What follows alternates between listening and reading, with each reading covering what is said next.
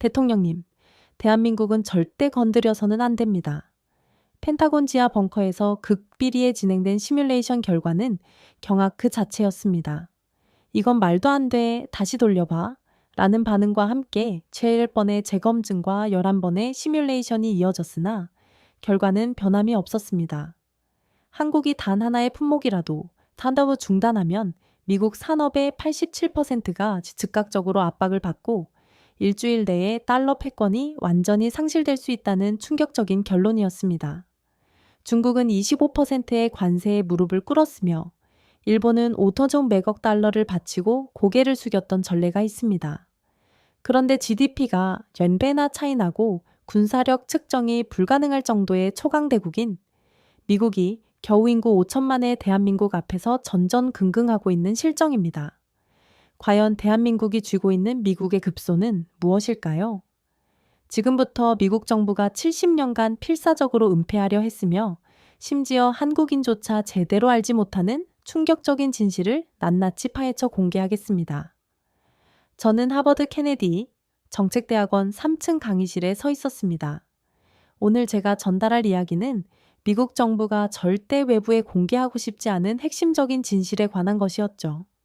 안녕하세요. 서재인입니다. 저는 작년까지 백악관 경제자문위원으로 재직했으며 현재는 하버드 대학 교수로 활동하고 있습니다. 여러분, 미국이 세계 최강 대국이 맞습니까? 학생들은 어리둥절한 표정으로 저를 바라봤습니다.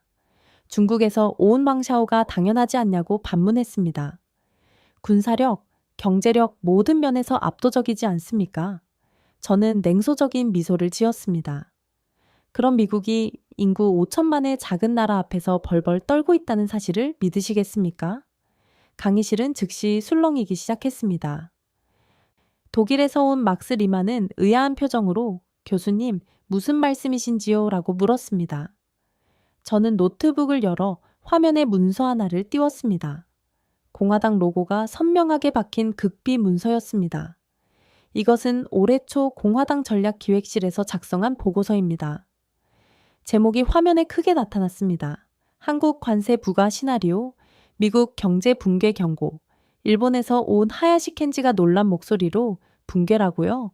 오타가 아닌가요? 라고 물었습니다. 저는 단호하게 대답했습니다. 아닙니다. 붕괴가 맞습니다. 트럼프 행정부는 한국을 너무 만만하게 보았습니다. 미국 없이는 살 수 없는 나라, 시키는 대로 할 수밖에 없는 동맹국으로 치부했던 것이죠. 왕샤오는 비웃으며 말했습니다. 역시 미국답네요. 하지만 국방부와 상무부가 시뮬레이션을 진행해보고는 경악을 금치 못했습니다. 저는 다음 페이지를 넘겼고 빨간색으로 도배된 강력한 경고 문구들이 화면을 채웠습니다. 이는 한국이 반도체 수출을 중단할 경우 72시간 안에 벌어질 일들입니다. 충격적인 시나리오가 펼쳐졌습니다.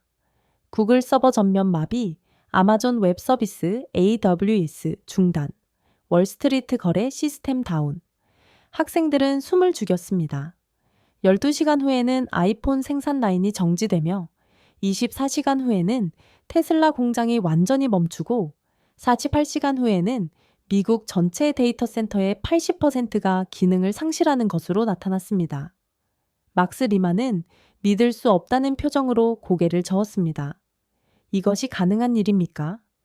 저는 칠판에 삼성과 SK하이닉스 두 회사 이름을 크게 적었습니다.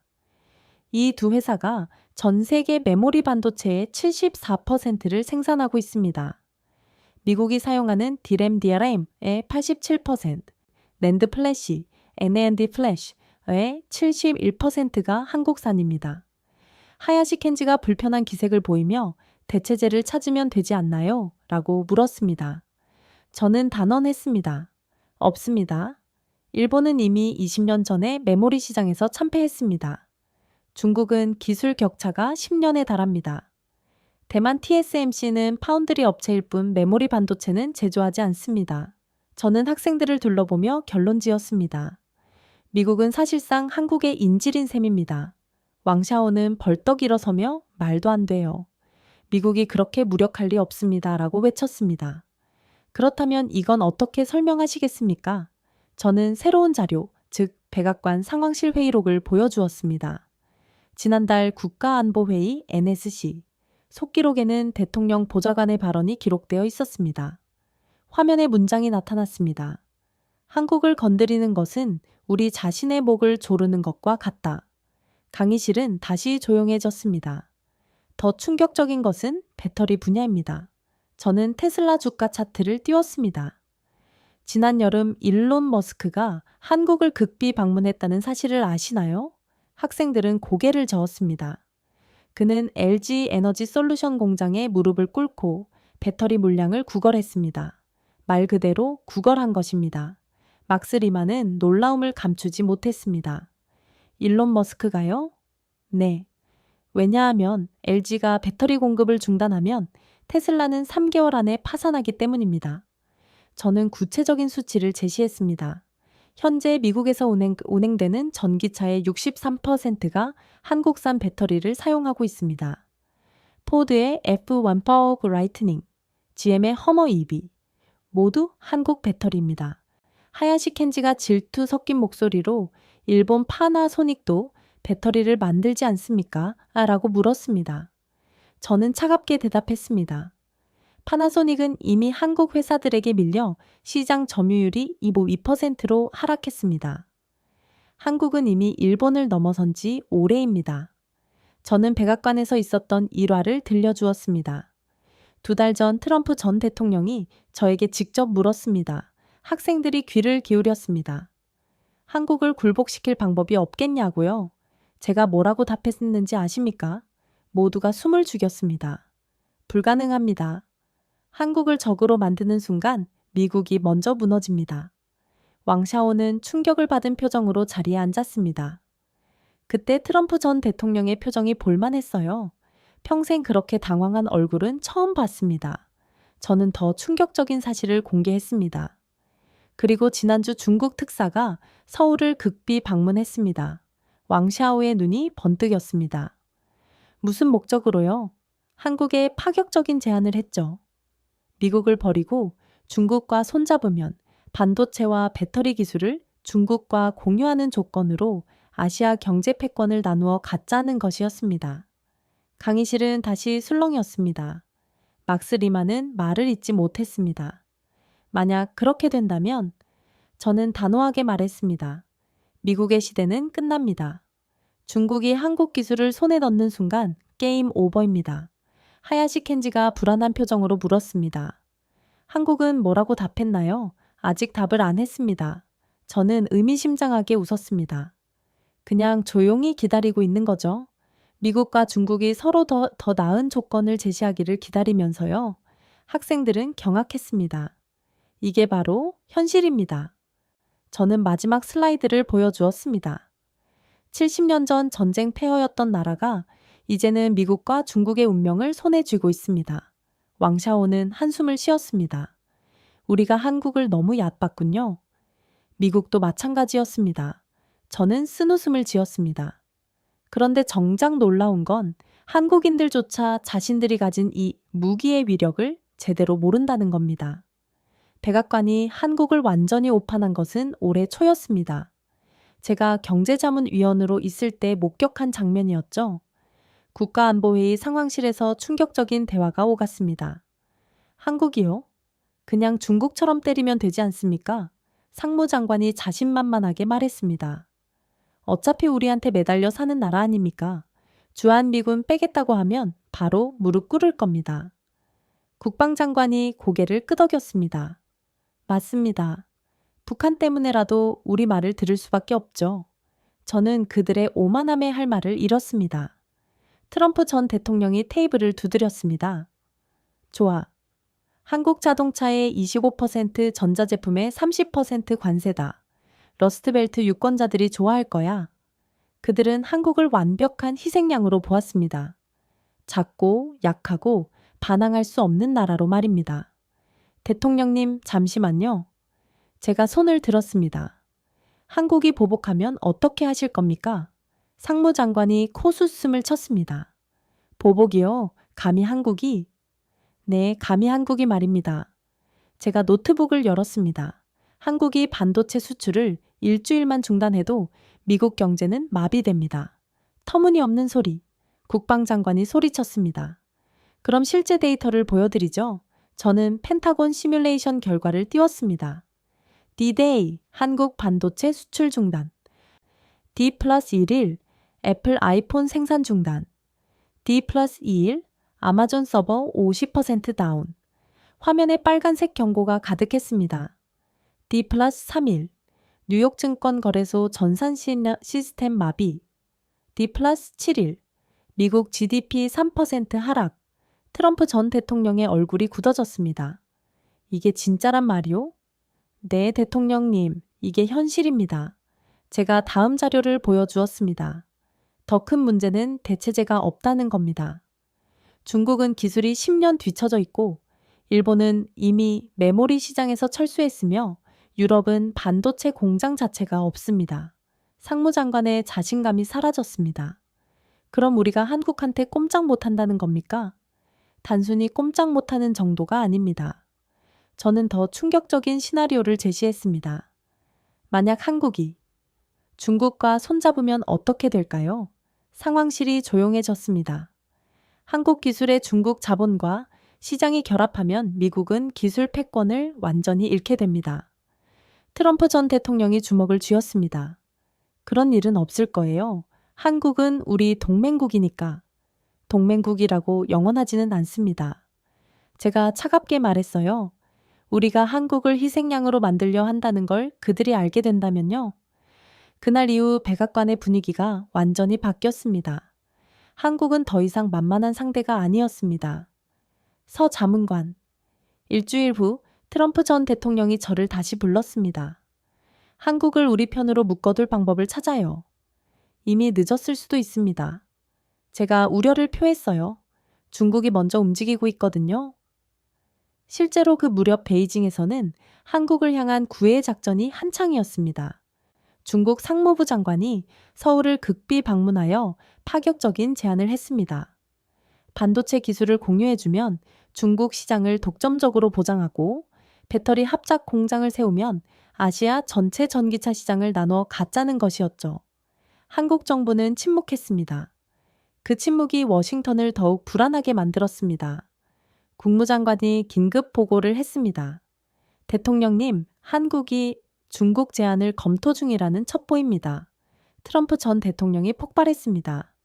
배은망덕한 놈들, 우리가 지켜줬는데. 하지만 우리가 먼저 관세로 위협했지 않습니까? 제가 지적했어요. 그들 입장에서는 배신당했다고 느꼈을 겁니다. 펜타곤에서도 경고 신호가 왔습니다. 합참 위장이 심각한 표정으로 한국이 중국과 군사협력까지 논의 중입니다. 라고 보고했습니다. 만약 주한미군이 철수하고 중국군이 들어간다면 상상만 해도 끔찍한 시나리오였습니다. 일본을 포함한 전체 아시아 방어선이 무너지는 상황이죠. 이런 젠장, 트럼프 전 대통령이 책상을 내리쳤습니다. 한국 하나 때문에 이 모든 게 엉망이 됐어. 그제서야 그들은 깨달았습니다. 한국은 희생양이 아니라 열쇠였다는 것을요. 서 자문관, 솔직히 말해봐요. 트럼프 전 대통령이 지친 목소리로 물었습니다. 우리가 이길 수 있습니까? 이기고 지는 게 아닙니다. 제가 답했습니다. 한국과 함께 가느냐, 한국을 적으로 만드느냐의 선택이죠. 그 순간 저는 70년 전 전쟁 폐허였던 한국을 봤던 미국의 시선을 떠올렸습니다. 원조 없이는 못 사는 나라로 여겼던 과거를 말입니다. 공화당 전략기획실의 극비 보고서는 총 158페이지에 달했습니다. 제목은 단순했지만 내용은 충격 그 자체였습니다. 한국 관세 시뮬레이션 예상 피해 규모 보고서. 작성을 주도한 인물은 MIT 출신의 경제학자로 트럼프 전 대통령의 경제참모진 핵심이었던 에단 리드였습니다. 공화당 원내대표가 보고서를 들고 물었습니다. 에단, 이게 진짜요? 숫자가 너무 끔찍한데. 에단 리드는 침통하게 답했습니다. 오히려 보수적으로 잡은 겁니다. 실제로는 더 심각할 수 있어요. 보고서의 첫 장을 펼치면 이런 경고 문구가 나옵니다.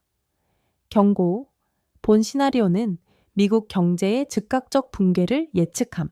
구체적인 수치들이 이어졌습니다. 시나리오 1. 한국이 메모리 반도체 수출 중단. 첫 24시간 내 예상 피해. 애플 시가총액 20% 폭락. 약 6천억 달러 증발. 구글 모 회사 알파벳 주가 35% 하락. 아마존 AWS 서비스 전면 중단 경고. 48시간 후 나스닥 지수 30% 폭락. 다우존스 25% 하락. 달러 가치 급락. 엔화 대비 15% 하락. 72시간 후 미국 내 데이터 센터 80% 기능 정지. 온라인 뱅킹 시스템 마비. 신용카드 결제 시스템 중단. 원내대표는 한숨을 쉬었습니다. 이건 경제전쟁이 아니라 경제 자살입니다. 시나리오 2. 한국이 배터리 수출 중단. 에단 리드가 다음 페이지를 넘겼습니다. 테슬라 공장 3일 내에 생산 중단. 포드 F 관보음즈 라이트닝 라인 즉시 정지. GM 전기차 생산 전면 중단. 전기차 관련 일자리 50만 개 즉시 위험. 미국 전기차 시장 후퇴 중국의 주도권 완전 상실. 한 의원이 손을 들었습니다. 잠깐. 다른 나라에서 수입하면 되지 않나요? 에단 리드는 단호하게 답했습니다.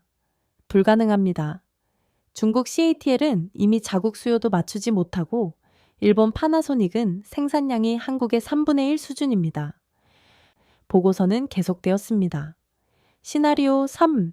한국이 디스플레이 패널 수출 중단. 애플 아이폰 14% 생산 중단. 삼성이 애플에 공급하는 OLED가 끊기면 대체 불가입니다. 중국 BOE는 품질이 애플 기준에 미달하고 일본 JDI는 이미 파산 직전입니다. 원내대표는 이건 완전히 라며 말을 잇지 못했습니다. 에단 리드가 고개를 끄덕였습니다. 맞습니다. 완전한 재앙이죠. 더욱 충격적인 것은 연쇄 효과였습니다. 2차 피해 예상, 실리콘밸리 테크 기업 대량 도산, 실업률 15% 급증, 주택시장 붕괴, 은행 시스템 위기, 달러 기축통화 지위 위협. 원내대표는 창백한 얼굴로 물었습니다. 에단, 그럼 우리가 할 수 있는 게 뭡니까? 에단 리드는 즉답했습니다. 한국을 건드리지 않는 것, 그것뿐입니다. 보고서 후반부는 더욱 암울했습니다. 최악의 시나리오, 한중 기술 동맹. 만약 한국이 중국과 손잡으면 5년 내 미국 반도체 패권 상실, 10년 내 미국 제조업 완전 몰락, 15년 내 달러 기축통화 지위 상실, 아시아 경제권이 미국, 유럽 경제권을 추월할 것으로 예측되었습니다. 한 의원이 중얼거렸습니다. 이건 보고서가 아니라 묵시록이네요. 한국 하나 때문에 미국이 무너진다니. 에단 리드는 정정했습니다. 하나가 아닙니다. 한국은 이미 세계 경제의 심장부예요. 우리가 늦게 깨달았을 뿐이죠. 보고서 말미에는 이런 권고 사항이 있었습니다. 권고. 한국에 대한 어떠한 경제적 압박도 시도하지 말 것. 오히려 한국을 달래고 우대해야 함. 한국을 잃으면 모든 것을 잃는다. 이 보고서가 유출된 후 워싱턴은 발칵 뒤집혔습니다. 한 공화당 의원은 폭스뉴스에서 믿을 수 없어. 작은 아시아 국가 하나가 미국을 위협한다고 외쳤습니다.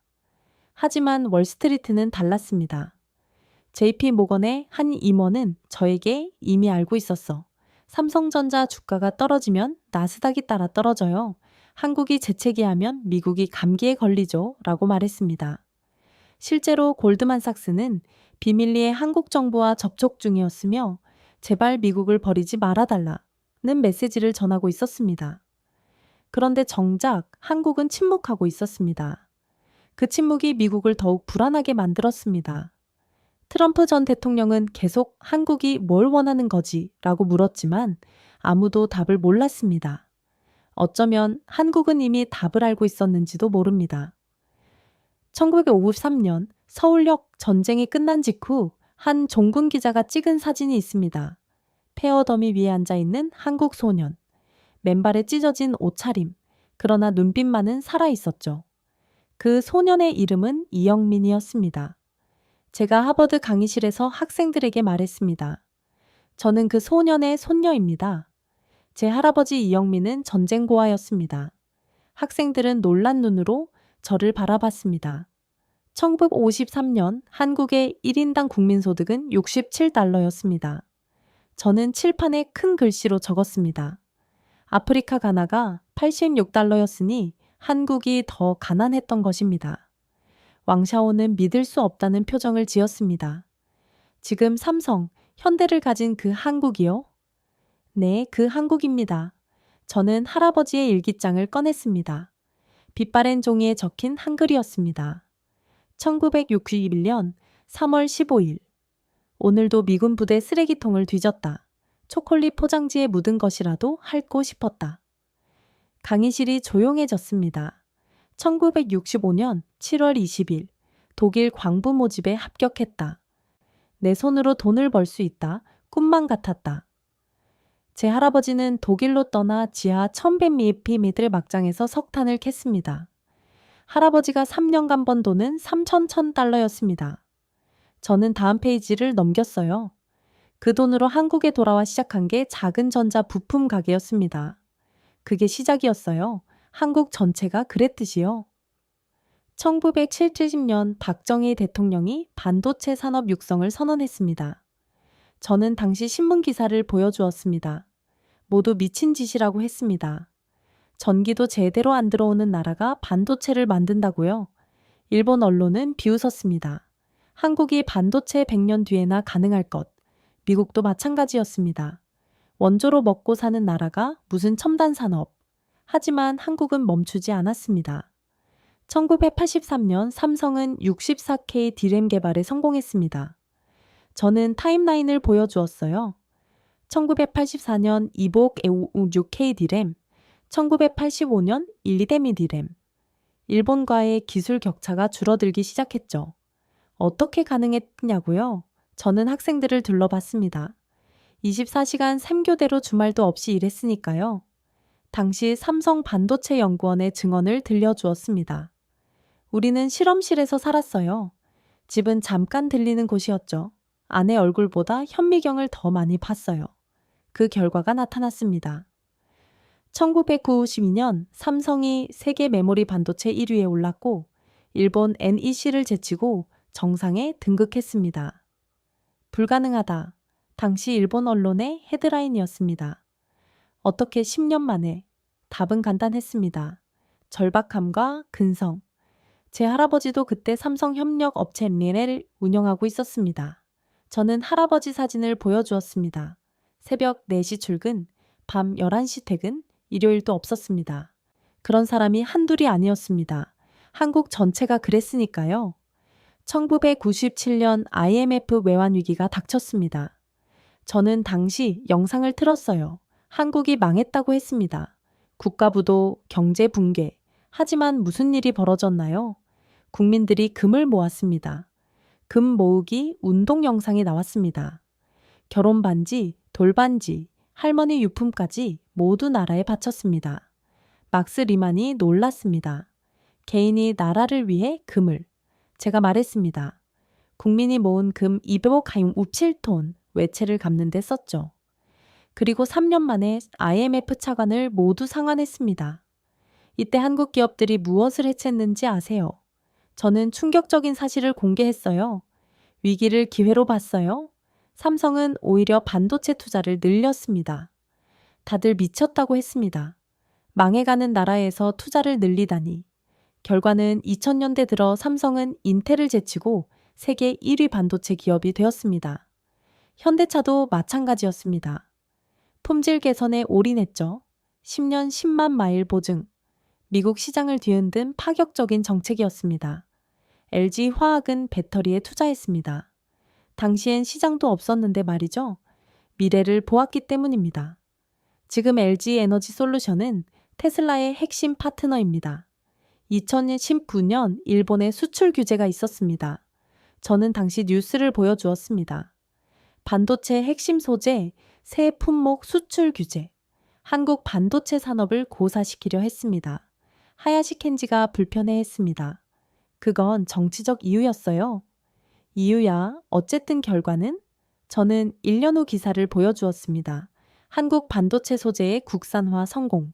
오히려 일본 기업들이 타격을 입었습니다. 이게 한국입니다. 저는 학생들을 바라봤습니다. 맞으면 더 강해지는 나라. 위기가 오면 기회로 바꾸는 나라. 제 할아버지는 작년에 돌아가셨습니다. 마지막 유언이 기억납니다. 우리가 만든 나라다. 자랑스럽다. 전쟁 고아에서 시작해 삼성 1차 협력 업체 회장이 되신 분, 그런 분들이 수백만 명 있었습니다. 67달러에서 38숑타일년 달러. 저는 숫자를 다시 썼습니다. 올해 60배 성장. 인류 역사상 유례없는 기적입니다. 한국은 압력을 받으면 다이아몬드가 되는 나라입니다. 제가 하버드 강의실에서 단언했습니다. 학생들이 의아한 표정을 지었습니다. 무슨 의미인가요? 막스 리만이 물었습니다. 다른 나라들은 압력을 받으면 무너지거나 굴복합니다. 하지만 한국은 달라요. 더 단단해지죠. 저는 구체적인 사례들을 제시하기 시작했습니다. 1997년 IMF 외환위기부터 보죠. 스크린에 당시 환율 그래프가 나타났습니다. 달러 단당에 800원에서 2,000원 원으로 하루아침에 나라가 반토막 났습니다. 기업들이 줄줄이 무너졌습니다. 대우, 쌍용, 혜택, 기아, 한국 재벌 신화의 종말이라고 했습니다. 서구 언론들의 조롱이 이어졌습니다. 그런데 삼성은 뭘 했을까요? 이건희 당시 삼성전자 사장의 결정을 아십니까? 저는 충격적인 문서를 보여주었습니다. 반도체 라인 증설, 투자 규모 40억 달러. 왕샤오가 놀랐습니다. 나라가 망해가는데 투자를? 네, 다들 미쳤다고 했어요. 하지만 이건희 사장은 이렇게 말했죠. 지금이 기회다. 경쟁자들이 주저할 때 우리는 달린다. 결과는 어땠을까요? 2000년, 삼성이 일본 기업들을 모두 제치고 메모리 반도체 독주 체제를 구축했습니다. 가격이 폭락했을 때 대량 생산으로 버텼고 경쟁사들이 하나둘 떨어져 나갔습니다. 이것을 우리는 치킨 게임이라고 부릅니다. 제가 설명했어요. 끝까지 버티는 자가 모든 것을 갖는 게임이죠. 2008년 글로벌 금융위기도 마찬가지였습니다. 현대차가 뭘 했는지 아세요? 미국 시장에서 파격적인 프로모션을 시작했습니다. 실직하면 차를 반납해도 된다. 실직 시 리스 계약 해지 보증이었죠. 미친 짓이라고 했어요. 금융위기에 그런 보증이라니. 하지만 결과는 현대차 미국 판매 27% 증가, 유일하게 성장한 자동차 회사였습니다. 위기를 마케팅 기회로 바꾼 것입니다. 2016년 중국의 사드 보복을 보겠습니다. 저는 당시 피해 규모를 보여주었습니다. 롯데마트 중국 내 배송 여열 누계 매장 중 별별 6개 영업 정지, 한국 관광 전면 금지로 관광업 8조 원 손실, 현대차 중국 판매 64% 급감. 중국은 한국을 굴복시킬 수 있다고 믿었습니다. 그런데 한국이 뭘 했을까요? 저는 흥미로운 차트를 보여주었습니다. 수출 다변화 가속화, 베트남, 인도, 멕시코로 생산 기지 이전, 아세안 시장 공략 강화, 유럽, 미국 시장 비중 확대. 2019년 기준 한국의 대중국 무역 의존도는 25%에서 21%로 감소했습니다. 오히려 중국 리스크를 줄이는 계기가 되었죠. 중국의 보복이 한국을 더 강하게 만든 것입니다. 왕샤오가 씁쓸한 표정을 지었습니다. 우리의 실수였군요. 2019년 일본의 수출 규제는 더욱 극적이었습니다. 저는 당시 아베 총리의 발언을 인용했습니다. 한국 반도체 산업에 급소를 쳤다. 플로린 폴리이미드, 레지스트, 에칭가스. 일본이 90% 이상 점유하던 소재들이었죠. 한국 반도체 산업이 무너질 거라고 했습니다. 일본 언론은 축제 분위기였습니다. 드디어 한국을 굴복시킨다. 하야시 켄지가 고개를 숙였어요. 그때 일본도 너무했죠. 그런데 1년 후 무슨 일이 벌어졌나요? 삼성, SK 하이닉스는 플루오린 폴리이미드 국산화에 성공했고 LG화학은 레지스트 자체 생산을 시작했습니다. 한국 정부는 소재 부품 산업에 1,000억 달러를 투자했습니다. 오히려 일본 소재 기업들이 타격을 받았습니다. 스텔라 케미파 매출 40% 감소, JSR 한국 수출 70% 감소. 일본이 스스로 무덤을 판 겁니다. 제가 결론을 내렸습니다. 한국을 압박하면 할수록 한국은 더 독립적이 되고 강해져요. 코로나19 팬데믹도 그랬습니다. 2020년 2월 대구 신천지 집단 감염으로 하루 9명의 확진자가 나왔습니다. 한국은 끝났다고 했죠. 서구 언론들은 한국을 중국 다음 위험 국가로 지목했습니다. 그런데 한국이 뭘 했나요? 세계 최초 드라이브 스루 검사소, 세계 최초 생활치료센터, 세계 최초 역학조사 앱 개발. 3개월 만에 상황을 역전시켰습니다. K-방역이 세계 표준이 되었죠. 진단 키트 수출 10억 달러, 마스크 생산량 100배 증가, 백신 위탁 생산 계약 50억 달러, 위기를 산업으로 바꾼 것입니다. 저는 한국만의 특별한 DNA를 설명했어요. 이걸 저는 압력의 연금술이라고 부릅니다. 압력을 받으면 폭발하는 것이 아니라 응축하여 다이아몬드를 만드는 것입니다. 왜 한국만 이게 가능할까요? 막스 리만이 진지하게 물었습니다. 역사 때문입니다.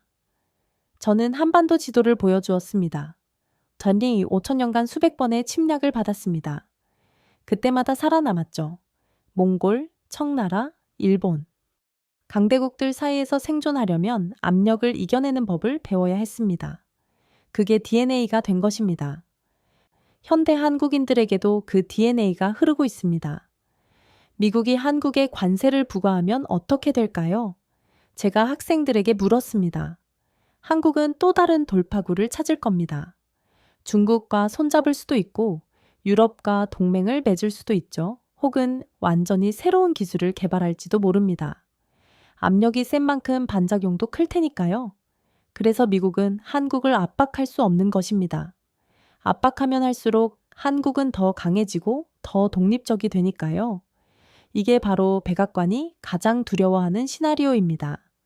제가 삼성 반도체 연구소를 방문했을 때 본 광경을 잊을 수 없습니다. 제가 하버드 학생들에게 2년 전 경험을 들려주었습니다. 새벽 3시였는데 연구소 건물 전체에 불이 켜져 있었어요. 주차장은 차로 가득했고 구내 식당도 운영 중이었죠. 24시간 3교대가 아니라 24시간 전원 근무였습니다. 안내를 맡은 김 과장이 자랑스럽게 말했던 게 기억납니다.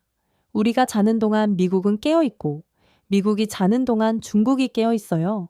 그래서 우리는 안 잡니다. 막스 리만은 놀란 표정을 지었습니다. 그게 가능한가요? 인간적으로? 한국에서는 가능해요. 빨리빨리 문화 때문이죠. 저는 특별한 에피소드를 들려주었습니다. 2019년 일본이 수출 규제를 시작했을 때의 일입니다. 삼성연구소에 비상이 걸렸습니다. 일본산 포토레지스트 재고는 3개월분, 그 안에 대체품을 개발하지 못하면 반도체 생산이 멈추는 상황이었죠. TF 팀장이 뭐라고 했는지 아세요? 저는 당시 상황을 생생히 전했어요. 3개월, 3주 안에 해결한다. 불가능한 미션이었습니다. 일본이 30년간 쌓은 기술을 3주 만에 따라잡는다니, 그런데 정말로 해냈습니다. 연구원들이 실험실에서 먹고 자면서 연구했죠. 한 연구원의 일기를 봤는데 저는 복사한 내용을 읽었습니다. 7월 15일 72시간째 실험실. 아내가 이혼하겠다고 문자 왔다. 7월 18일 96시간째 환각이 보이기 시작. 커피가 혈관을 흐른다. 7월 21일 성공. 울었다. 다들 울었다. 18일 만에 포토레지스트 국산화에 성공한 것입니다. 이게 한국의 빨리빨리입니다. 하야시 켄지가 씁쓸하게 말했습니다. 일본은 그걸 예상 못했죠. LG 에너지 솔루션도 마찬가지입니다. 저는 또 다른 사례를 들었어요. 테슬라가 갑자기 배터리 스펙 변경을 요구했습니다. 6개월 안에 못하면 계약 취소였죠. 보통은 2년 걸리는 개발이었습니다.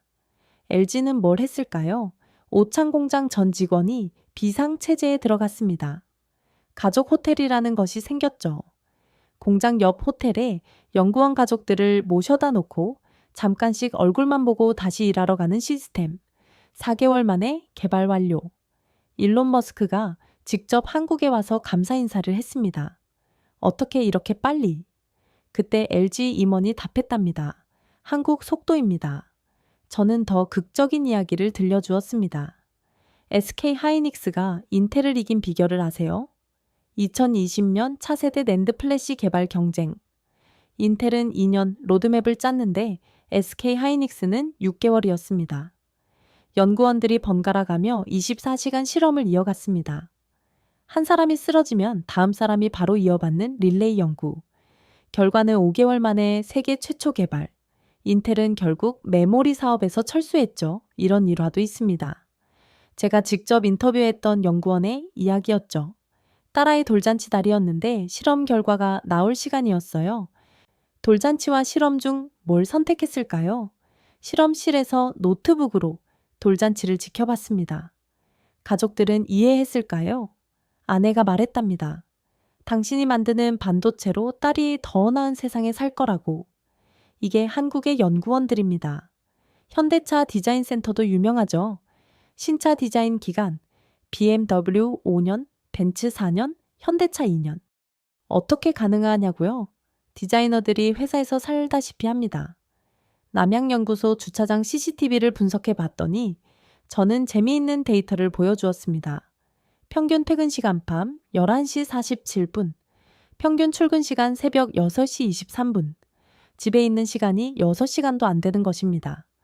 그래서 나온 게 제네시스 집입 7식, 유럽 올해의 차 후보에 오른 첫 한국차, 디자인 기간 18개월, 독일 브랜드들의 절반도 안 되는 시간이었습니다. 배터리 개발도 그렇습니다. 저는 최근 사례를 들었어요. 전고체 배터리 개발 경쟁, 도요타 2030년 목표, 폭스바겐 2025년 목표, 삼성 SDI 올해 시제품 이미 완성.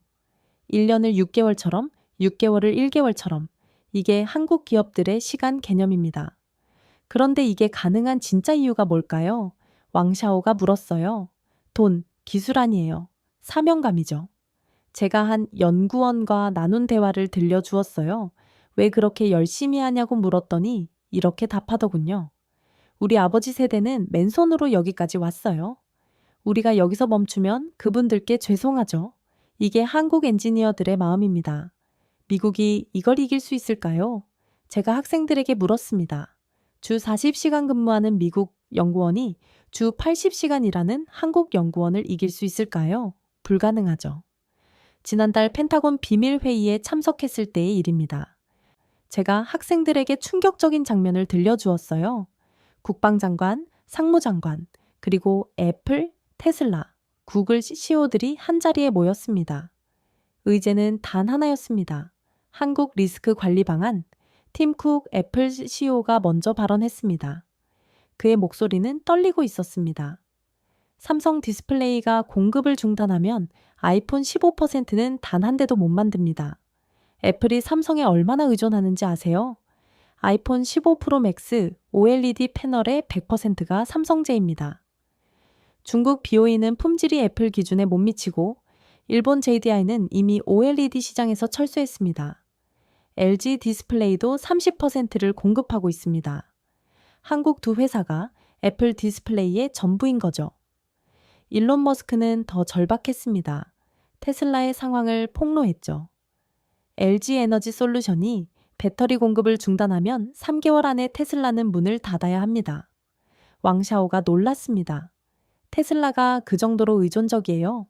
네바다, 기가, 팩토리 배터리의 70%가 LG 제품입니다. 파나소닉은 생산량이 부족하고 CATL은 중국 회사라 미국 정부가 견제합니다. 구글 CEO 순다르 피차이의 고백은 더 충격적이었습니다. 구글 데이터 센터의 실상을 밝혔죠. 우리 서버의 메모리 90%가 삼성과 SK 하이닉스 제품입니다. 한국산 메모리 없이는 단 하루도 운영할 수 없다는 거예요. 마이크론은요? 미국 유일의 메모리 회사지만 점유율은 23%, 품질도 한국산에 못 미칩니다. 그때 국방장관이 물었습니다. 저는 그의 말을 그대로 전했어요.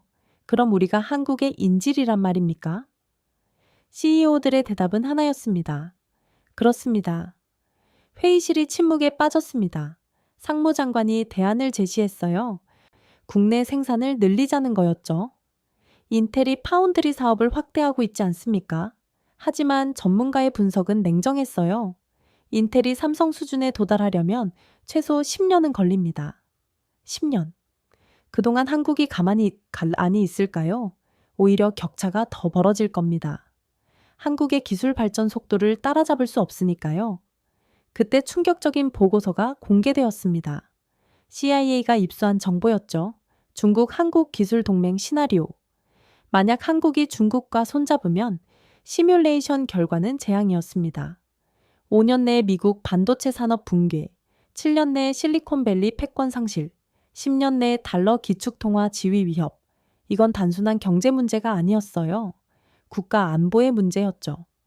그래서 나온 결론이 뭔지 아세요? 저는 극비 문서를 인용했습니다. 한국을 달래라. 무슨 수를 써서라도 구체적인 방안들이 나왔습니다.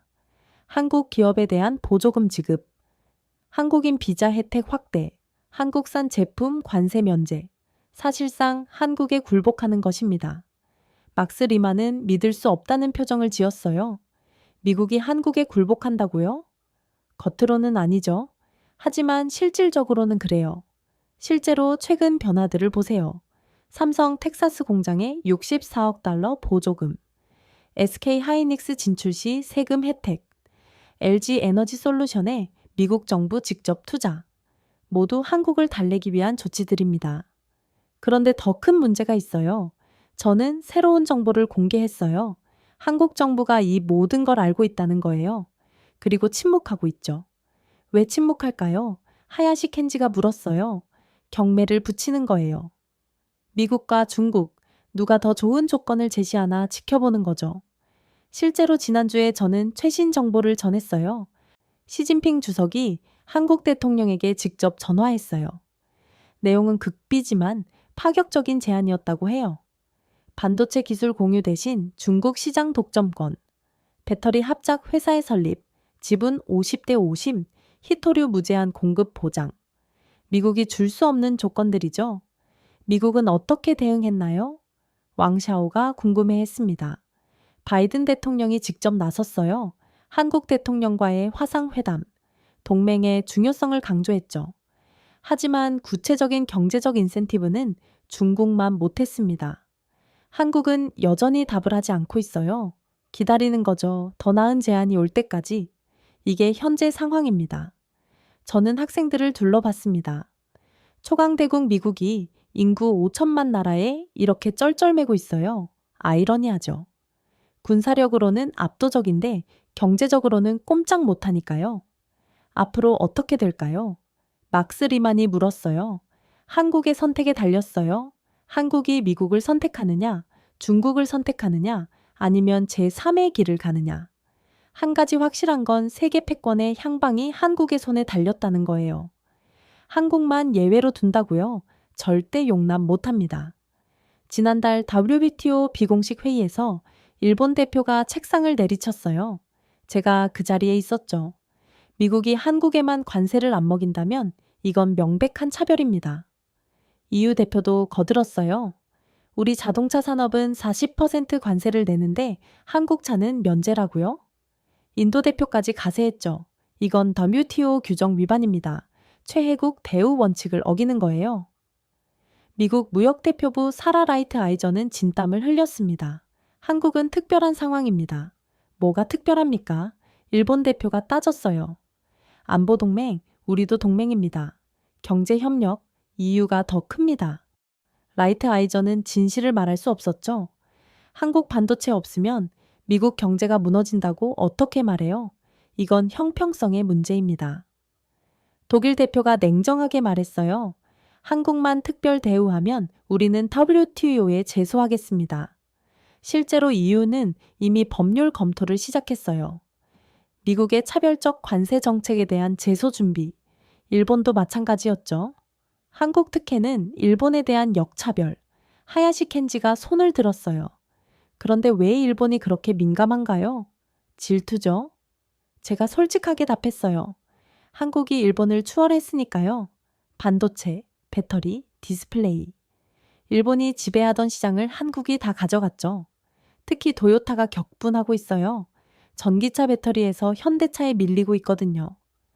LG와 SK 배터리를 쓰는 현대차가 관세 면제를 받는다?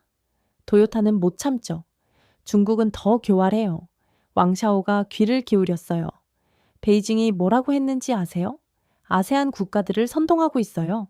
한국만 특혜를 받으면 동남아시아는 버림받는다. 베트남, 태국, 말레이시아가 동요하기 시작했죠. 인도는 더 직접적입니다.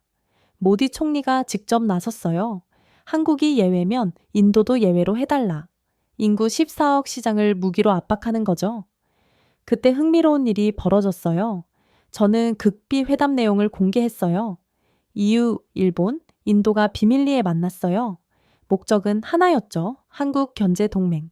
한국이 너무 큰 영향력을 갖는 걸 막자는 거예요.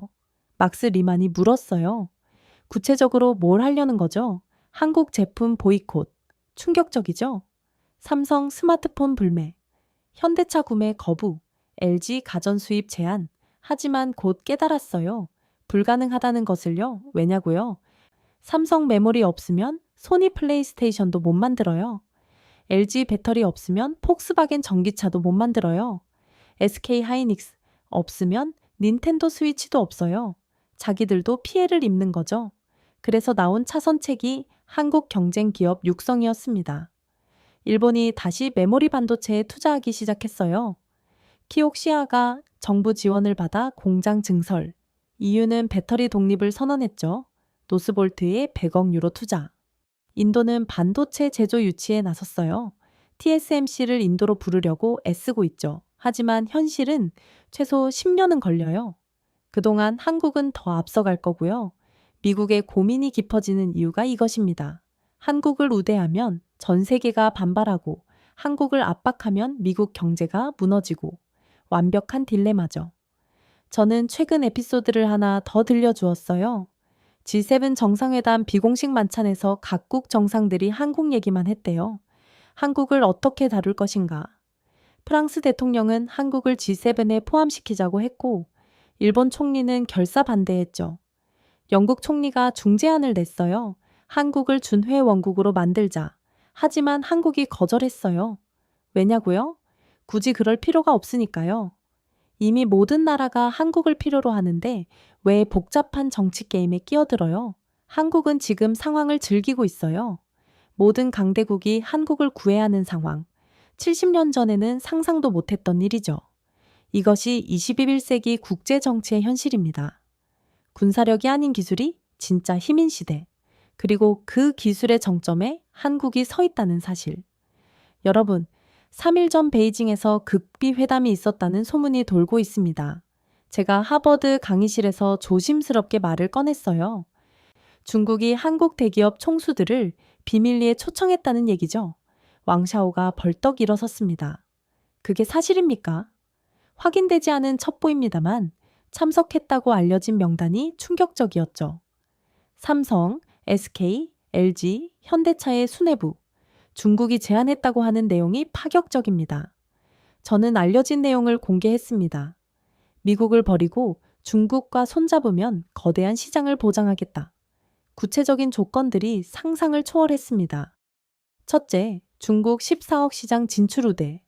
삼성 스마트폰, 중국 시장 대폭 개방. 현대차 중국 전기차 시장 진출 지원. LG 가전, 중국 프리미엄 시장 협력. 둘째, 대규모 공동투자. 한국 기업의 연구 개발에 중국이 참여. 규모는 연간 수백억 달러 수준. 셋째, 희토류 안정적 공급. 배터리와 반도체의 필수적인 희토류. 중국이 전 세계 생산량의 90%를 차지하죠. 넷째, 1대1로 프로젝트 협력. 중앙아시아, 아프리카, 남미 시장을 함께 개척. 이건 거부하기 어려운 제안이에요. 막스 리만이 숨을 들이셨습니다. 만약 한국이 수락한다면 판도가 바뀌죠. 제가 신중하게 말했습니다. 미국의 기술 우위가 흔들릴 겁니다. 예상 시나리오를 설명했습니다. 만약 한중 협력이 본격화되면 첫째, 반도체 공급망 재편으로 미국 IT 산업 타격 불가피, 애플, 구글 등 주요 기업이 어려움을 겪을 것으로 예상. 둘째, 전기차 시장 주도권 변화. 한중 배터리 협력으로 시장 장악력 강화. 미국 전기차 산업 경쟁력 약화. 셋째, 인공지능 개발, 경쟁 격화. 한국 반도체와 중국 자본의 결합. 미국 AI 패권이 도전받을 가능성. 넷째, 달러 영향력 약화. 아시아 경제권 독자적 성장으로 국제 통화 질서 변화 가능성. 1년 안에 많은 것이 바뀔 수 있습니다. 하야시 켄지가 창백한 얼굴로 물었습니다. 일본은 어떻게 되나요? 어려워지겠죠? 한중 협력에서 소외될 가능성이 크니까요. EU도 마찬가지예요. 아시아 시장에서 입지가 좁아질 수 있죠. 그런데 흥미로운 건 저는 최신 동향을 전했어요. 중국이 추가 제한을 검토 중이라고 해요. 안보 분야 협력까지 논의한다는 얘기도 있었죠. 왕샤오도 놀랐습니다. 주한미군 문제와 연계시킨다는 건가요? 그 정도로 한국이 중요하다니 한국 기술이 그만큼 핵심적이니까요. 중국은 제조 강국이지만 핵심 기술은 부족합니다. 반도체는 10년, 배터리는 5년 뒤처져 있죠. 한국과 협력하면 단숨에 격차를 줄일 수 있어요. 그래서 적극적으로 구애하는 것입니다. 미국은 어떻게 대응하고 있나요? 막스 리만이 물었어요. 긴급 대응에 나섰다고 들었어요. 백악관은 대책 마련에 부심하고 있죠. 바이든 정부가 직접 나섰어요. 한국과 긴밀히 소통 중이라고 해요. 하지만 중국만큼 제시할 게 많지 않아요. 미국이 줄 수 있는 건 기존 동맹 관계와 안보 협력. 중국이 제시하는 거대 시장과 투자에 비하면 제한적이죠. 그래서 미국이 선택한 전략이 동맹국들과 함께 대응하는 거였어요. 한미일 협력을 강화하려 하죠. 하지만 일본이 소극적이에요. 왜 한국이 중심이 되어야 하냐는 불만 때문입니다. 이유도 조심스러워해요. 한국에 너무 많은 혜택을 주고 싶지 않으니까요. 그 사이 중국은 계속 공을 들이고 있죠. 중국 정부 고위 관계자들이 서울로 가며 한국 기업들과 접촉을 늘리고 있어요. 한국 기업들도 고민이 깊을 거예요. 중국 시장의 매력을 무시하기 어려우니까요. 특히 삼성이 신중하게 검토 중이라고 해요. 미국 시장도 중요하지만 중국이 제시하는 미래 시장도 매력적이죠. 현대차도 비슷한 상황이에요. 중국 전기차 시장은 세계 최대 규모. 그 시장을 놓치기는 아까우니까요. 그런데 한국 정부는 신중한 입장이에요. 왜일까요? 균형을 유지하려는 거죠. 미국과 중국 사이에서 최대한 이익을 얻으면서도 어느 한쪽에 완전히 기울지 않으려 해요. 전략적 모호성을 유지하는 거예요. 시간을 벌면서 더 나은 조건을 이끌어 내려는 거죠. 이게 현재 진행 중인 상황입니다. 저는 학생들을 바라봤습니다. 70년 전 원조 받던 나라가 이제는 강대국들의 구애를 받고 있어요. 한국은 지금 인류 역사상 가장 중요한 선택의 기로에 서 있습니다. 제가 하버드 강의실에서 결론을 내리기 시작했어요. 미국이냐, 중국이냐, 아니면 저는 잠시 말을 멈췄습니다. 제3음의 길이냐? 학생들이 숨을 죽였습니다.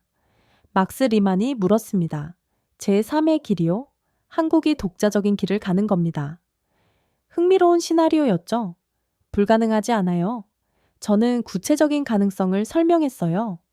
한국이 기술 우위를 유지하면서 양쪽 모두와 협력하는 거죠. 실제로 이런 방향을 검토하는 목소리도 있어요. K동맹이라고 부르는 구상이 있다고 해요. 한국이 중심이 되는 새로운 협력 체제. 참여 가능한 국가들이 있어요. 이스라엘의 사이버 보안 기술, 싱가포르 금융 기술, 대만 파운드리 기술, 네덜란드 반도체 장비. 작지만 강한 나라들의 연합, 강대국들 사이에서 독자적인 영향력을 만드는 거죠. 이미 물밑 접촉이 있다는 얘기도 있어요. 여러 나라들이 한국의 움직임을 주시하고 있죠. 이렇게 되면 미국도 중국도 한국을 무시할 수 없게 돼요. 균형자 역할을 하는 거죠. 하야시 켄지가 불안한 표정을 지었어요. 일본은 어떻게 되나요? 참여하거나 고립되거나 선택은 일본의 몫이죠. 하지만 쉽지 않을 거예요. 한국 중심의 체제를 받아들이기는 어려울 테니까요. 현실적으로 한국은 어떤 선택을 할까요? 왕샤오가 진지하게 물었어요. 3가지 시나리오가 있습니다. 저는 화면에 도표를 띄웠습니다. 시나리오 1, 미국 선택. 장점은 기존 동맹, 유지, 민주주의 가치 공유, 안보 보장. 단점은 중국 시장 제약, 성장 한계, 미국 의존 지속, 가능성 40%, 시나리오 2, 중국 선택. 장점은 거대 시장, 막대한 투자, 아시아 영향력. 단점은 미국과 갈등, 가치관 차이, 의존 위험. 가능성 20%. 시나리오 3, 독자 노선. 장점은 자주성 확보, 이익 극대화, 균형자 위상. 단점은 양쪽 압박, 높은 리스크, 불확실성. 가능성 40%. 왕샤오가 의외라는 표정을 지었어요. 왜 중국 선택 가능성이 낮나요? 한국 사회의 정서 때문이죠. 민주주의와 자유에 대한 가치, 그리고 독립성을 중시하는 성향. 하지만 경제적 이익은 무시할 수 없어요. 그래서 독자 노선 가능성도 높은 거죠. 미국도 중국도 아닌 한국만의 길. 저는 최근 동향을 전했어요. 한국 내부에서도 논의가 활발하다고 해요. 어떤 길이 최선인가? 경제 전문가들은 실리를 따져야 한다고 하고, 외교 전문가들은 균형이 중요하다고 하며, 안보 전문가들은 동맹을 지켜야 한다고 하죠. 하지만 젊은 세대는 다르대요. 우리가 왜 선택받아야 하나? 우리가 선택하면 된다. 이런 자신감이 커지고 있죠. 실제로 한국은 준비하고 있어요. 기술 격차를 더 벌리려는 투자, 차세대 기술 선점을 위한 연구, 독자적 공급망 구축 노력, 5년 안에 대체 불가능한 위치를 만들려 하죠. 그렇게 되면 누구도 한국을 압박할 수 없어요. 오히려 한국이 룰을 정하게 되겠죠. 저는 마지막 슬라이드를 보여주었습니다. 현재 한국의 선택은 진행형입니다. 하지만 한 가지는 분명해요. 그 선택이 향후 수십 년간 세계 질서에 영향을 줄 겁니다. 미국 주도 질서가 계속될지, 새로운 질서가 만들어질지, 아니면 다극화된 세계가 올지. 많은 것이 한국의 결정에 달렸어요. 강의실이 침묵에 빠졌습니다. 학생들은 이 거대한 변화를 소화하려 애쓰고 있었죠. 막스 리만이 마지막 질문을 했습니다. 교수님, 한국인들은 이 사실을 알고 있나요? 점점 더 많이 알아가고 있어요. 저는 미소 지었어요. 자신들이 가진 힘의 크기를 깨닫기 시작했죠. 그리고 곧 세계가 그 선택의 결과를 보게 될 거예요. 그런데 정작 놀라운 건 한국인들조차 이 상황을 완전히 인식하지 못한다는 겁니다. 제가 강의 마지막 부분에 접어들었어요. 작년에 서울대에서 특강을 했는데 한국 학생들에게 같은 내용을 들려줬죠. 반응이 어땠는지 아세요? 믿기 어렵다고만 했어요. 미국이 한국을 그렇게 필요로 한다니 과장 아니냐고. 한국인들의 자기인식은 여전히 겸손해요. 작은 나라, 강대국 사이에 끼인 나라, 발전 중인 나라. 하지만 세계가 보는 한국은 완전히 달라요. 저는 각국 언론의 헤드라인을 보여주었어요. 파이낸셜 타임스, 한국 21세기 기술 패권의 핵심, 삼성 없는 유럽, 디지털화는 불가능, 니온 게이자이, 한국 기술력, 일본을 넘어서다, 월스트리트 저널, 한국 반도체, 세계 경제의 심장. 그런데 한국 언론은 종종 비판적이죠. 위기, 도전, 경쟁 심화. 자기 성찰이 강해요. 흥미로운 현상이죠. 전 세계는 한국을 주목하는데 정작 한국은 스스로를 엄격하게 평가해요. 하야시 켄지가 말했어요. 일본도 비슷해요. 하지만 한국이 더 겸손한 것 같네요. 이유가 있어요. 저는 역사적 배경을 설명했어요. 500년간 조선, 35년간 일제강점기, 한국전쟁. 계속된 시련이 겸손함을 만들었죠. 하지만 그 겸손함이 오히려 원동력이 됐어요. 더 열심히, 더 빨리, 더 잘하려고. 그런데 이제는 자신감도 필요해요. 왜냐고요? 이미 정상급에 올랐으니까요. 정상에서는 다른 마음가짐이 필요해요. 자신감과 책임감. 한국의 선택이 세계에 미치는 영향을 알아야 하죠. 저는 흥미로운 설문조사를 보여주었어요. 전 세계 CEO 500명 대상 조사. 질문. 가장 중요한 기술 파트너 국가는? 1위 한국 31%, 2위 미국 24%, 3위 중국 18%, 한국이 1위예요. 그런데 한국인 대상 조사는 우리나라 기술 수준은 세계 10위권이라는 답변이 많았어요. 인식과 현실의 격차가 있어요. 막스 리만이 진지하게 말했어요. 한국인들이 자신들의 위치를 정확히 알게 되면 어떻게 될까요? 더 큰 변화가 일어나겠죠. 자신감 있는 한국은 다른 선택을 할 테니까요. 실제로 젊은 세대는 다르다고 해요. BTS, 오징어 게임, 기생충, 문화 강국임을 체감한 세대. 그들은 한국을 다르게 봐요. 작은 나라가 아니라 영향력 있는 나라로. 그 세대가 주류가 되면 한국의 선택도 달라질 거예요. 더 당당하고 더 독립적으로. 그래서 미국과 중국이 서두르는 거예요. 한국이 완전히 자각하기 전에 자기 편으로 만들려고. 하지만 변화는 이미 시작됐어요. 한국은 자신의 위치를 알아가고 있으니까요. 저는 마지막으로 한 가지 에피소드를 들려주었어요. 최근 다보스 포럼에서 만난 한국 기업 임원이 말했어요. 우리도 이제 알아요. 우리가 가진 힘을. 그리고 덧붙였죠. 이제 그 힘을 어떻게 쓸지 고민 중이에요. 세계가 그 답을 기다리고 있습니다. 강의를 마치고 강의실을 나서려는데 한국 유학생 한 명이 저를 불렀습니다. 교수님, 저는 최지훈이라고 합니다. 서울에서 온 대학원생이었죠. 오늘 강의 들으면서 처음으로 자랑스러웠어요. 그의 눈가가 촉촉했습니다. 저희 할아버지가 6.25 참전 용사셨어요. 할머니는 파독 간호사셨고요. 두 분 다 작년에 돌아가셨대요. 평생 나라를 위해 사신 분들인데 돌아가실 때까지 검소하게 사셨어요. 지훈 씨의 목소리가 떨렸습니다. 그분들이 만든 나라가 이렇게 대단한 나라가 됐다는 걸 살아계실 때 들려드리고 싶었어요. 저도 뭉클했습니다. 제 할아버지 생각이 났거든요. 그분들은 아셨을 거예요. 제가 지훈 씨의 어깨를 두드렸습니다. 자신들의 희생이 헛되지 않았다는 걸요. 우리는 잠시 침묵했습니다. 복도 창밖으로 보스턴에 노을이 지고 있었습니다. 지훈 씨가 물었어요. 교수님, 한국이 어떤 선택을 할 것 같으세요? 한국인다운 선택을 하겠죠. 제가 미소 지었어요. 압박받으면 더 강해지는 나라, 위기를 기회로 바꾸는 나라, 그런 나라가 어떤 선택을 할까요? 아마 모두를 놀라게 할 선택을 할 거예요. 미국도 중국도 예상 못한 제3의 길, 그게 한국이니까요. 지훈 씨가 고개를 끄덕였어요. 저도 그렇게 생각해요. 우리는 항상 그래 왔으니까요. 맞아요. 1960년대 아무도 한국이 선진국이 될 거라 생각 안 했어요. 1997년 아무도 한국이 IMF를 3년 만에 졸업할 거라 생각 안 했죠. 2000년, 20년 아무도 한국이 코로나를 그렇게 잘 막을 거라 예상 못 했어요. 이번에도 그럴 거예요. 세계를 놀라게 할 선택, 그리고 또다시 불가능을 가능으로 만들 겁니다. 집으로 돌아오는 길.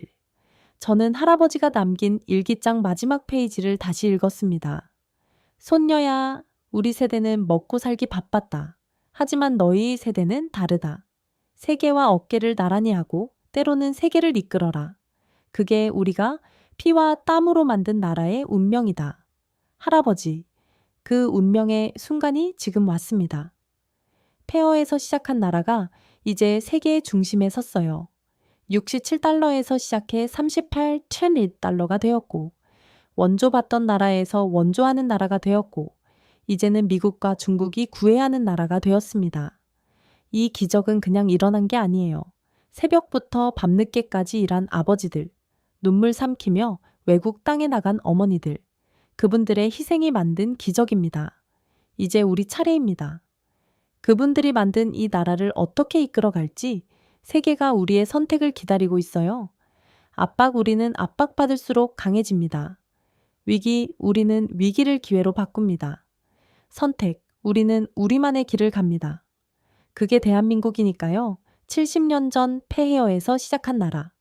이제 21세기 기술의 중심에 선 나라. 이 놀라운 여정은 아직 끝나지 않았습니다. 오히려 지금부터가 진정한 시작입니다. 지금까지 미국과 중국이 주목하는 대한민국의 놀라운 힘에 대한 이야기를 심도 있게 다루어 드렸습니다. 70년 전 폐허에서 시작하여 이제는 세계 경제의 핵심이 된 우리나라의 위치는 정말 경이롭지 않으신가요? 우리가 매일 사용하는 스마트폰, 전기차, 컴퓨터 속에 내재된 한국의 기술이 전 세계를 움직이고 있다는 사실, 그리고 그 기술력을 가능하게 한 것이 바로 우리 부모님 세대의 헌신과 땀이었다는 점을 기억해 주십시오. 이 분석이 여러분께 작은 자부심을 더하는 계기가 되었기를 바랍니다. 우리는 생각보다 훨씬 위대한 나라에 살고 있기 때문입니다. 만약 본 영상의 통찰과 내용이 의미 있게 느껴지셨다면 주저하지 마시고 좋아요와 구독 버튼을 눌러주세요. 특히 오늘은 이 영상을 주변에 널리 공유, 해 주시기를 간곡히 부탁드립니다. 우리 국민들이 대한민국이 지닌 진정한 위상과 힘을 더 깊이 인식할 수 있도록 함께 노력해야 합니다. 자신감 있고 당당한 대한민국, 우리 모두 함께 만들어 갑시다. 시청해 주셔서 감사합니다.